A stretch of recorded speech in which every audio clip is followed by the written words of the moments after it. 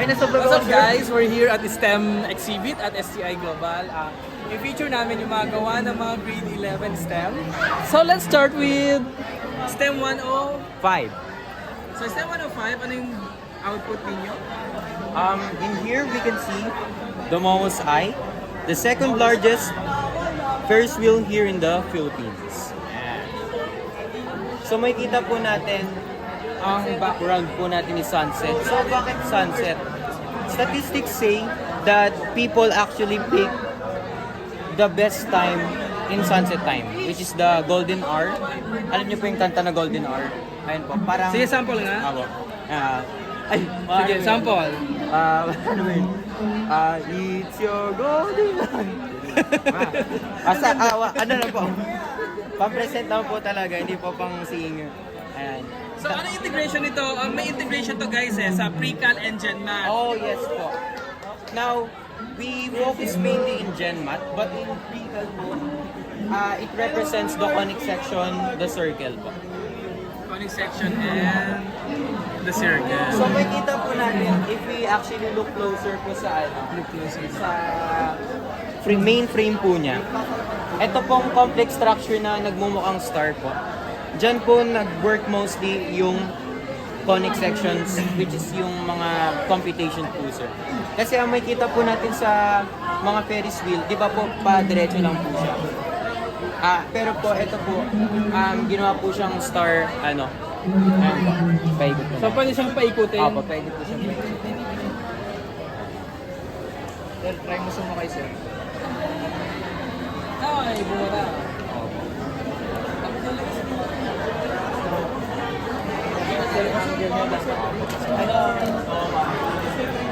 Ano naman ito? Oh. Ganda. Next tayo. STEM 104 ito. Isa din sa magandang gawa ng STEM 104. Dati ko silang handle. Sino mag-explain? Si Andy po, sir. It is a building by Mauritius Commercial Bank made by Gianfranco. It was completed in 2012 and started in 2010. The purpose of this building was to pursue the higher economic growth of the Mauritius country. So how it's made, we made the building by plywood and corkboard, then wooden board inside. Dito po sa ilalim. Baseboard. We held it in place by finger gun and peg tray para yung surface area po is malakas. Then sa electrical building po, we use cardboard and illustration board. Then to hold it in place, we use cardboard again, then barbecue sticks. Then Sa parking lot po, makikita niyo po yung parking namin. Yun po, makikita niyo po yung parking namin. It is made out of illustration board, construction paper po yung color block, and then the lines po white paint. So yung mga cars po namin, made out of carton lang po yung illustration board.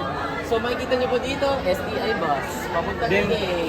Tapos, STEM 104 bus, then si Elon Musk nandito, ang Cybertruck. Also a Supra and a Shelby. Tapos sasakyan ni Sir MP. Ay! Ano po? Then sa interior design, Sa interior design po namin, sa top floor po namin, meron po tayong bike lounge or kasama po mag-change ang mga stress na agents po naman. And then dito po sa second, the third po, dyan po ang bigyan po ng mga course. And dito po sa baba is the second floor. Ano po siya? It is the rooms of the bosses po. these two rooms naman po, briefing area and lecture area. Sa baba po, mayroon tayong lobby na may turnstile katulad sa STI. Ayan po, tingnan mo sir, ayan po sa ilalim. Pag tinap niyo po ID niyo dyan, Tap tutunog ID. yan. Tutunog yan. ID, yung joke lang po. Thank you, po. Thank you. Pentagon pa, sir. Ano pa pala? Welcome to Welcome po, this is Pentagon po. It was originated in USA po, from Virginia, Arlington. And lahat po na nakikita nyo, yung shapes ng Pentagon dyan, it was all made by circles po siya. Para po makuha namin yung Pentagon, we use circles po para makuha namin yung Pentagon and kinuha po namin lahat ng points and angles po using only compass po para makuha po yung measurements niya and angles. So ayun po, yung base po namin is created from plywood and styrofoam. And yung buildings naman po is made by illustration boards, folders, and cardboards lang din po. Also, sir. And this is our process, sir. May nasolve po dito. Ito po. Ay, ito yung integration niya sa Precal. Oh, ano to? Na-measure na po natin siya. Thank you! Thank you, Sir MP, you the one who teached us. Sino nagturo ng ellipse? Sir MP! Sino Sir MP? Ano na tayo? Hey! Step 101 na tayo! Ayan, ano meron dito? Maganda naman yung gawa ninyo. Very creative. Sino mag-explain? Otakaishi. Sir, si Rain daw po sir, para po mas Rain. Sige, Rain. Hello po, welcome po sa Conquest Carnival po, sir. Sir, sana like yan. Sir, makinig ka muna dito. Tapos explain mo, sir. So, ito po, yung idea po namin, of course po, kapag po naisip po natin yung circle, yung una po kasi pumapasok po talaga sa isip namin is Ferris wheel. And kaya po, circle po yung napili namin, na pwede naman po siya maging polygon, pero po kasi circle parang nire-represent niya po yung equality po. So when the passengers go in the gondolas po, kapag po gumalaw yung Ferris wheel, equal lang po yung nakakita ng bawat Tapos po, dito naman po is yung it's a watchtower. Pero bakit dito sa demo natin, meron siyang auto-rotation? Napagod Pag gumagaan, napagod siya. Sige po sir, 1 hour na po siya umikot po ng ng patuloy-tuloy din po na pagod po siya, pero kailangan niya lang po ng tigpahinga po. Sige, off muna natin. Sige po sir, mahirap po kasi sir, Ano bang gamit niya? Ano gamit niya pang rotate? DC motor. Isang 9-bit DC motor sir, isang 9-bit battery pa and isang switch po. Bakit wala na Nalive yan. Shoutout. Hindi, wala pa. Ano? Shoutout po kay mama. Okay, shoutout po kay Keisha. Shoutout sir, mama. Sino Keisha, pre? Shoutout daw kay Keisha Bulataw. Sir, meron pa. Ito naman po yung watchtower po namin. Instead po nagawin lang po siyang na rectangle po. Napili po namin rectangle po lang kasi po, bukod po sa So ito yung integration niya sa, explain mo itong integration niya sa conic section. So ito po yung equation po ng circle po namin na ginamit po sa Ferris wheel, which is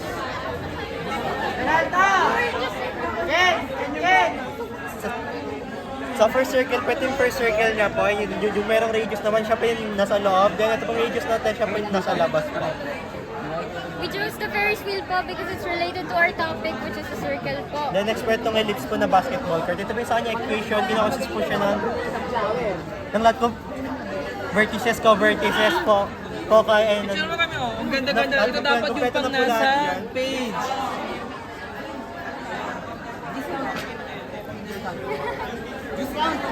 Ang dami yung natutuhan, application ng hyperbola, conic section, ellipse, Sir, last na sir. circle. Last one. Sir, sobrang last sir. Sir, fun fact sir. Sige. Lahat ng gawa nila sir, sa amin lang sir, sobrang low cost budget. Alam mo bakit sir? Bakit? Lahat ng gamit namin dyan sir, is lahat po is ano lang yan. Cycle lang po yan. Fountain namin sir, ito Tape po. Ano tong ginamit niyo dito? Glue gun po. Glue gun, may color. Opo. Pinaintan lang nagpaint po na po. namin. Doon sir, doon po sa Game na dito tayo kay Mabora. Ito sir yung Fred. Ito yung Fred. Ang receiver. Tapos, ang ano lang po siya, foil lang po ang ginamit. Tapos ito po ang antenna po niya. Kaya po siya umiikot dahil po sa DC motor niya dito po. Ito po yung switch niya. Tapos, explain mo nga to, Fred, kung ano to. So, yung Fed, it's a method po for transmitting audio signals from one place to another. Ay yung ginagamit natin pantawan. And yung reflector, it's a yung reflector mo ay ito yung pagilo. It's shield po to protect the earth from solar. And yung receiver ay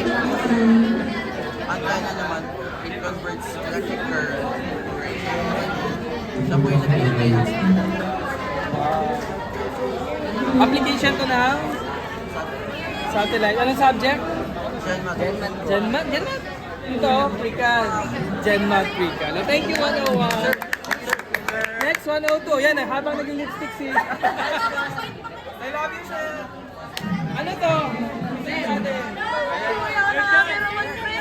Gaganda. Oh, sino mag-explain nito? Sige. Pero siya, dito ka naman. Go. Game na dito. This is Taj Mahal. Ganda. Gusto yung mag-introduction ako. Sige, go. So we are from STEM 102 and our self-service is entitled Dome of the Rock. Now JP, can you tell me more about Dome of the Rock? So, Dome of the Rock is the oldest existing monument. And how can you relate to Pre-Cal and Genmat?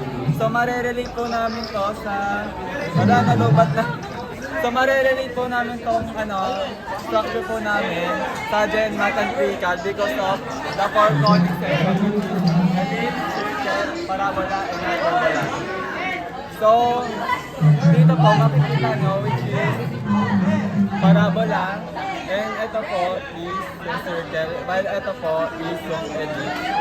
So, ano yung mga challenges na natin gumawa tayo nito? The challenges that I face po is basically dito po because nag-aabot po kami ng specific time or place para magawa po namin ito. Basically yung mga materials po namin dito sir is recycled kaya medyo nahirapan po kami. So, which is, ito po ay egg tray, and pinagkakat-kat po namin. And ito po ay goma, while ito po yung clay. And ito po ay yung bilog po is styrofoam, and yung base po namin is styrofoam na nilagyan din po na illustration board.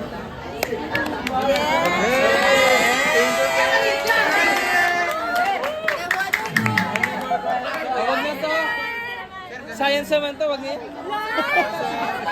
Ganyan, sir. Sige, explain. So, hi po sir, we're STEM 102. This is our model for general biology. So, napili po kasi namin ito is because inisip po namin yung theme po, which is under the sea po, and we decided to take it in a literal sense, which is kung ano po talaga yung nasa loob ng dagat. So, dun po sa loob ng dagat kasi, naisip po namin, ano po yung mga nandun? And ano po yung pwede namin magawa ng model na nandun po sa loob ng dagat? Upon researching po kasi, nakita po namin na may study conducted by the EPA for the Environmental Commission. So, yung study na primary is gawa po silang study about the threats to coral reefs. Yung meron daw po kasi doon is yung mga natural coral reefs po natin sa dagat is all over the world, nag-deteriorate na po sila due to various reasons, but some of the reasons is because of dynamic fishing and pollution sa dagat. So, upon making this model po, we decided na why not kill two birds with one stone and help with the problem of pollution but also helping with the problem of the deteriorating amount of natural coral reefs. So, ito po yung nagawa. Okay, yung mga materials po yung ginamit namin dito is mga materials po na otherwise tatapunin lang naman, masasayang lang, or hindi gagamitin, makakapagpulit lang rin po sa environment natin. Gumamit po kami ng mga plastic cups na gamit na mga styrofoam na luma na po. Picture lang ba kami? Like mo lang. Picture tayo.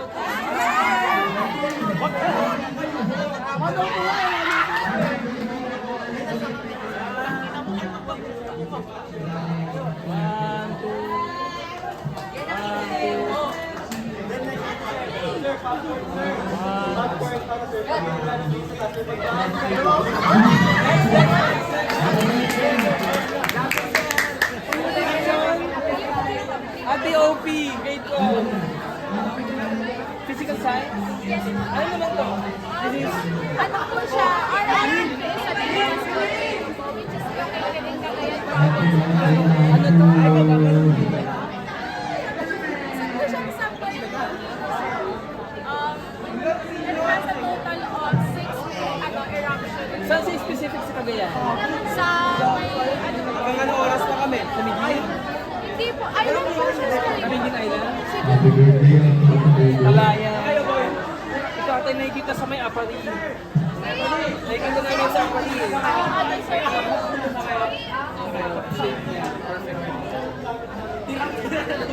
Ano ba siya? Dormant na siya? Wow. Ano naman to? Recycled ba to? Opo. The PVC pipe po was recycled. PVC pa. Then this this is Zornox naman.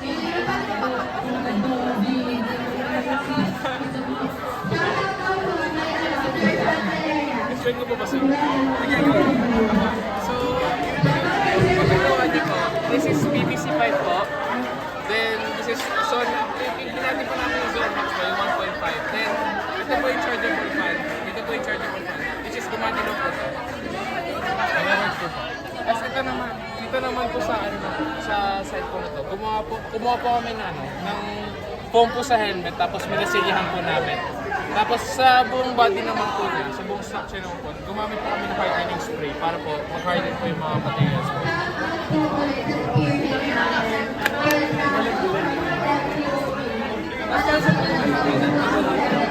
Ano po? Kasi dito yung ano yan. Apo. Pero,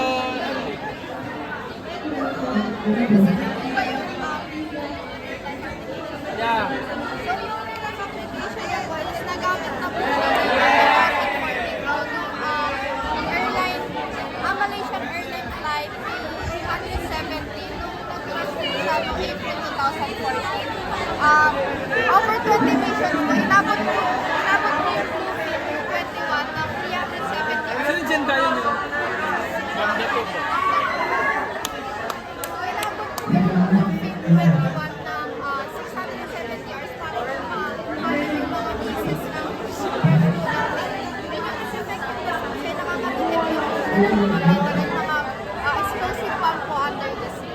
Kumbaga po yung mga explosive bomb po yung inaangat niyo po sa surface. Then yung explain na nag-diffuse po ng bakis maasikaso po para hindi po tayo ma-harm siya ngayong ocean po natin.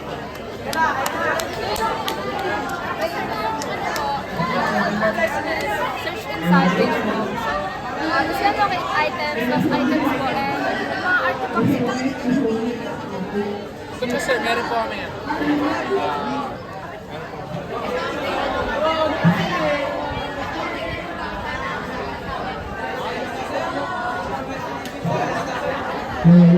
Grabe. Ilang groups pa lang yan? 1, 2, 5 sections pa lang. Ano section to? M103 po sir. 103. Tulog na yun. Tulog na yan sir. Kabayan mo sir. Sige, ano naman ako? Hello sir, yung sa amin po.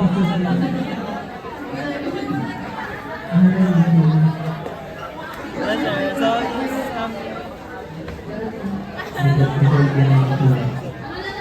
yung sa amin lang sir, ano lang siya sir, parang bring awareness sa clay po. So lahat po yan sir gawa sa clay.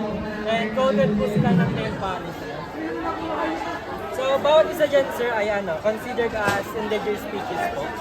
So yung parang sa amin po kasi sir, papakita lang namin yung mga ilang endangered species, parang bigyan ng special mention.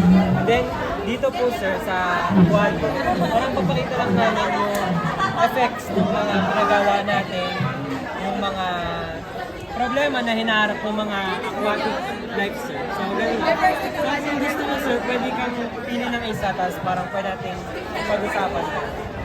Okay na. Pero may gusto ko Ito. Pila ako isa, tapos kukunin ko.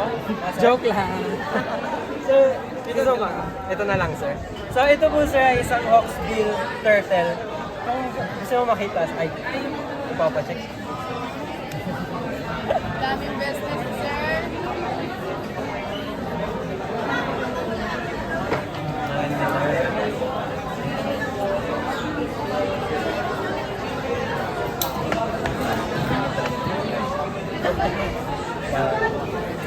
Sir. So, ito, sir, kung gusto mo, sir, basahin din po. So, ang hawksbill sea turtle, sir, native sila sa, kung makikita nyo, ay, hindi po nakalagay dyan. Native po sila sa Atlantic Ocean Pacific Ocean and the Indian Ocean po. Endangered na din to, no? Opo, sir. Yes, sir. Yung hawksbill turtle po, sila. Approximately ilang na lang sila? Nasa thousands na lang po sila according sa WWF. Kung nasama. Wildlife Ay, protection. Sorry sir, di ko nasama. So sir, kilala rin sila bilang sila yung mga pinakamalalaking turtle, yung hawksbill turtle.